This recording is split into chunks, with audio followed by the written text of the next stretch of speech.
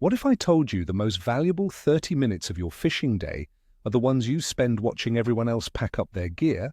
It sounds crazy, right? We're taught to chase the morning bite and the evening bite, but we're going to talk about a specific window of time that almost everyone misses, that final half hour when the boat ramp is chaos and the lake goes dead silent.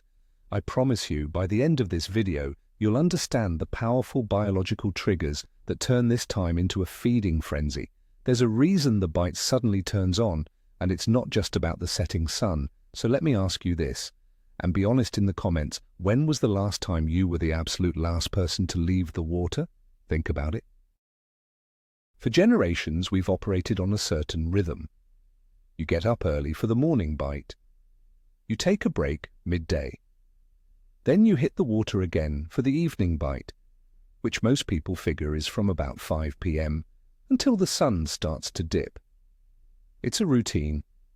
The sun gets low, the air cools, and that feels like the natural end of the day.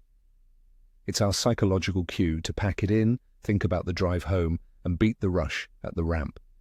It's what our dads and granddads did. But here's the thing about routines. We often do them without asking why. We assume that since everyone is leaving, the fishing must be over. We're going to challenge that assumption today. We're going to look at this moment not as an ending, but as a beginning. An opportunity that 99% of anglers willingly give up every single time they go out. Let's start by painting a picture you've seen 100 times. The sun is kissing the horizon, painting the sky in those incredible shades of orange and purple. It's beautiful, but it's also a signal. For most anglers, it's the dinner bell for heading home. You hear the first outboard motor fire up across the lake, then another. Soon, it's a parade of bass boats and pontoons all making a beeline for the ramp. You see guys stowing their rods, zipping up life jackets and thinking about dinner. It's a mass exodus. This moment, this exact moment that everyone else has decided is the end, is what we're here to talk about. Because for you, this isn't the end. This is the signal that the conditions are about to become absolutely perfect. While they're fighting for a spot at the dock, you're getting ready for the most explosive 30 minutes of fishing you might have all day. It's a complete reversal of the typical angler's mindset. Now think about what happens right after that last boat buzzes by.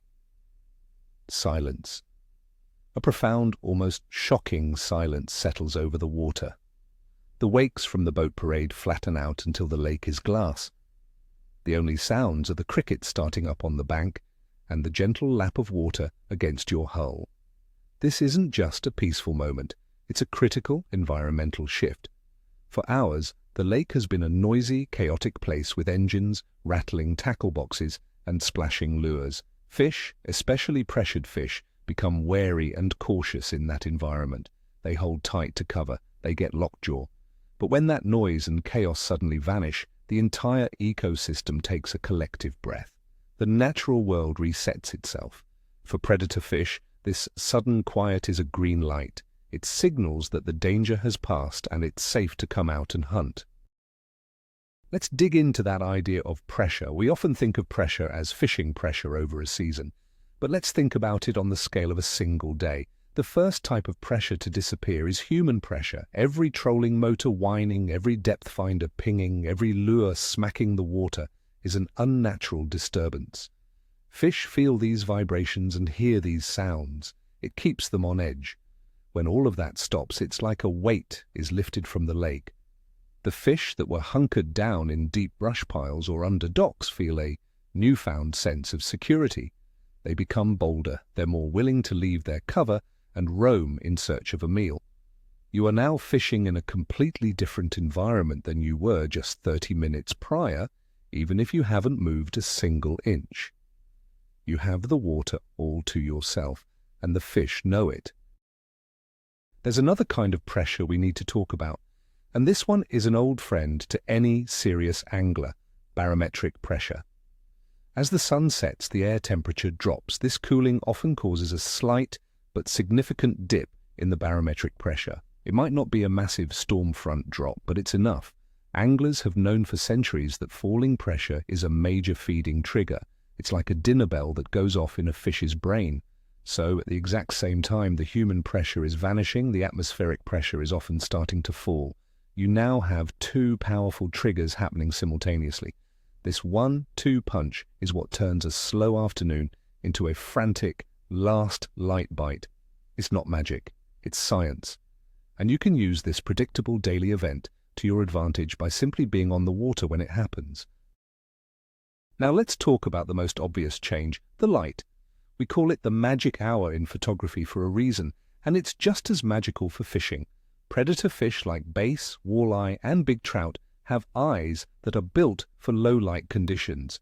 Their pupils can dilate wider, and they have a layer of tissue called the tapetum lucidum, the same thing that makes a cat's eyes glow, which helps them see in the dark. Their prey, the baitfish, do not have this advantage. As the light fades, the playing field tilts heavily in favor of the predator. They can see the silhouette of a bluegill or a shad against the fading sky perfectly, while the baitfish can't see them coming from the depths below. This is their ultimate ambush advantage, and they are biologically programmed to use it.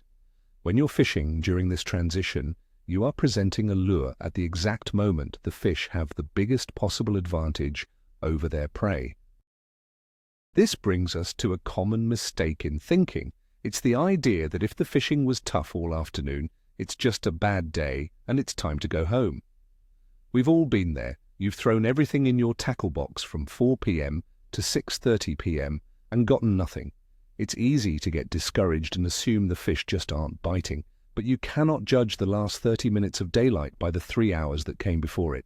The conditions are not the same. In fact, they are changing more rapidly in this half-hour window than at any other time of day. The water temperature, the light level, the barometric pressure, and the amount of human activity are all in flux. A lake that seemed devoid of life at 6 p.m. can explode with activity at 7 p.m. Calling it a day just before this change is like leaving a baseball game in the top of the 9th when the tying run is on third base. Another huge piece of this puzzle is what's happening on the water's surface. Dusk is prime time for aquatic insects to hatch. Mayflies, caddisflies, midges. They all start to emerge as the sun goes down. You'll see them fluttering and dancing on the surface. This hatch brings small fish like bluegill and minnows to the surface to feed on them. And what follows the small fish, the big fish? This is the moment the entire food chain activates. It starts with the insects, then the baitfish, and then the predators you're trying to catch. So when you see those little rings on the water from bluegills sipping bugs, that's your cue. The buffet is officially open. The predator fish are noticing the same thing, and they're moving into position to take advantage of the distracted, upward-looking baitfish. It's a chain reaction, and it all starts right around sunset. I remember one specific evening that burned this lesson into my brain. I was fishing a tournament on a tough lake. All day, nothing. My partner and I had one small fish in the live well. Around 7 p.m., we watched boat after boat head in. We were frustrated, but decided to give it just a little longer. As the last boat disappeared, the water went calm. I tied on a simple black jitterbug, a topwater lure I hadn't thrown all day. On my third cast, parallel to a weed line, the water just exploded. A 5-pound largemouth absolutely crushed it. Before we had to leave, in about 25 minutes, we put 4 more solid keeper fish in the boat, all on that same topwater lure. We went from being dead last to cashing a check. The only thing we did differently was stay. We stayed through the exodus and fished in that golden window. So if you decide to stay, what should you be throwing? This is the time to switch your thinking from finesse to reaction. The why is important, but the how is what catches fish.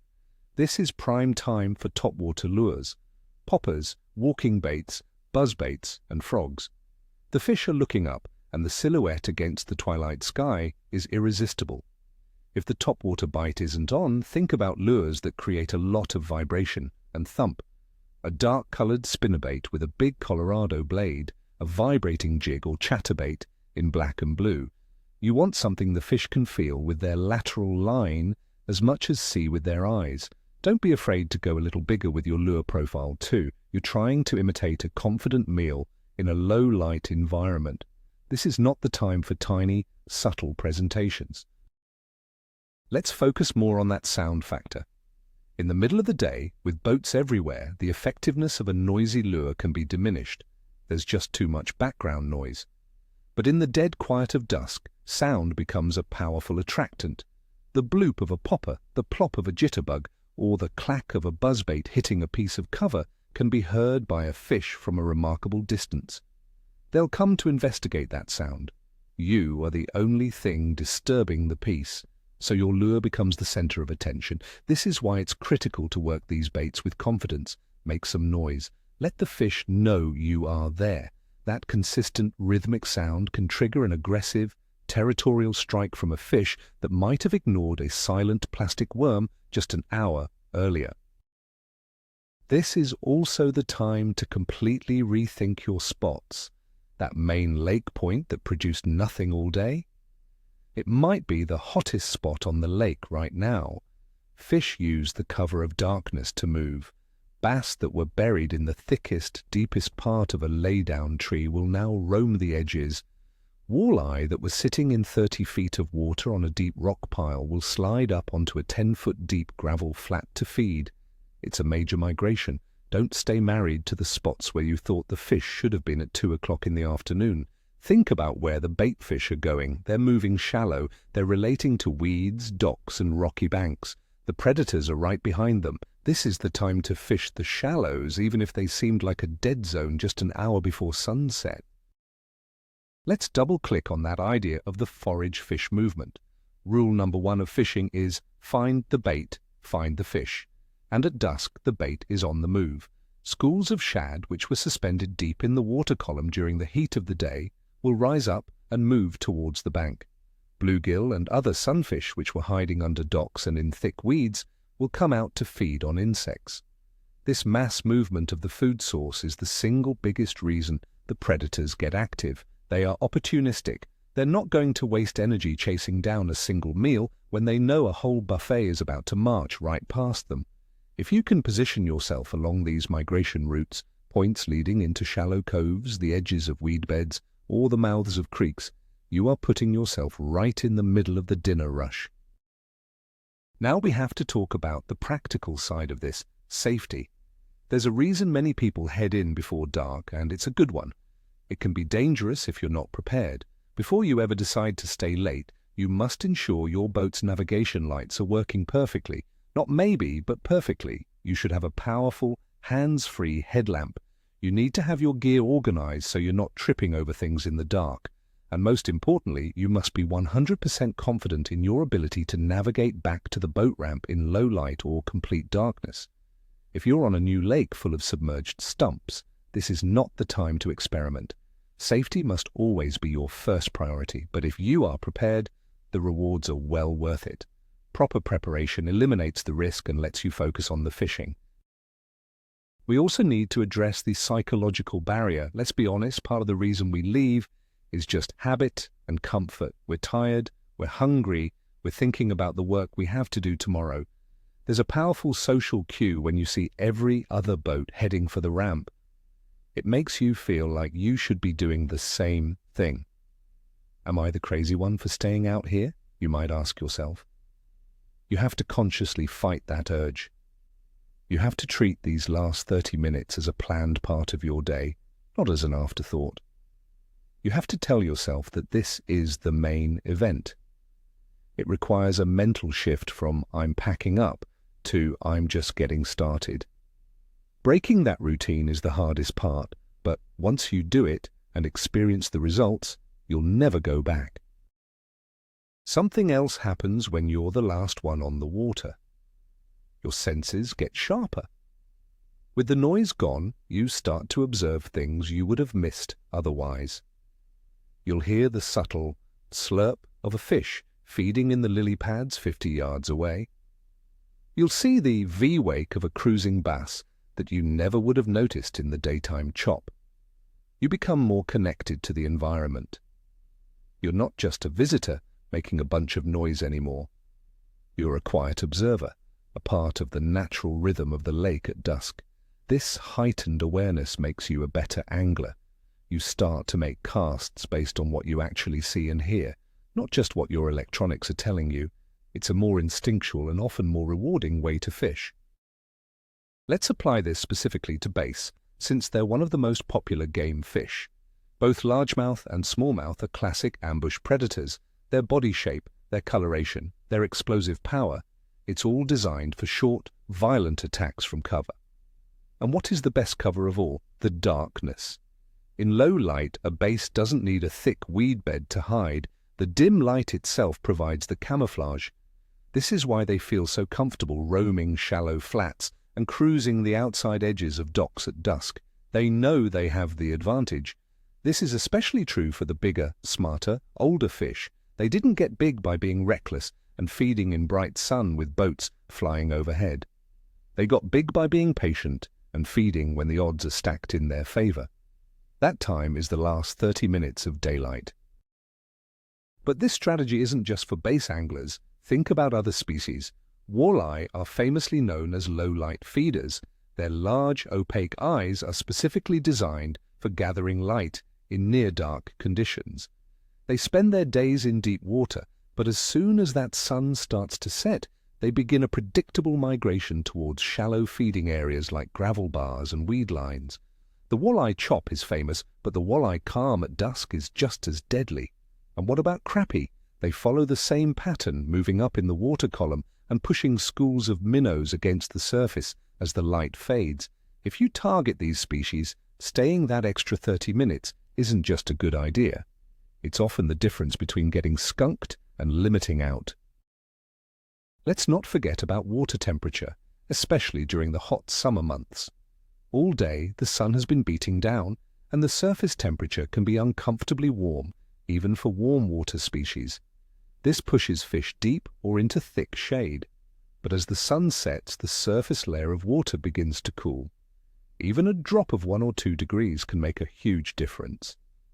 This slight cooling, combined with the other factors, makes fish far more comfortable coming into the shallows. They can now hunt in these areas without being stressed by heat. This is a simple but crucial factor. It's one more piece of the puzzle that makes the 30-minute window at dusk a perfect storm of positive conditions for catching fish. This brings me to the one last cast fallacy.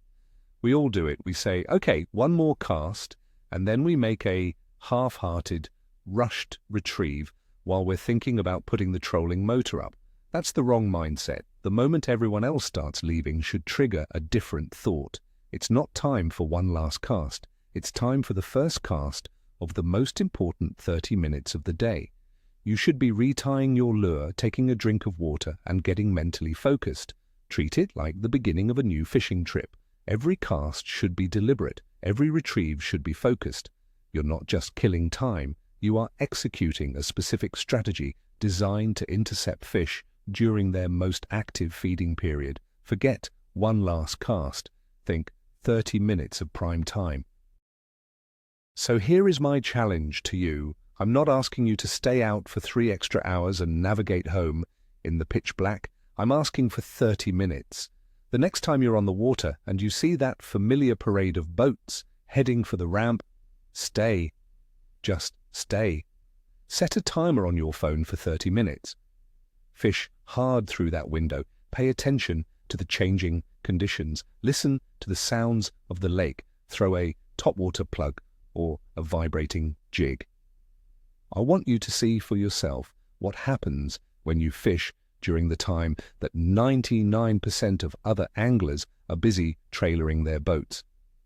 You might not catch a giant every time, but I am willing to bet that you will see, feel, and experience the lake in a way that will change how you approach your fishing trips forever.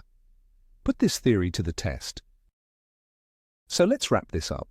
We've talked about it from every angle. The mass exodus of boats, the sudden silence, the double whammy of falling human and barometric pressure, the biological advantage that predator fish have in low light, and the activation of the entire food chain.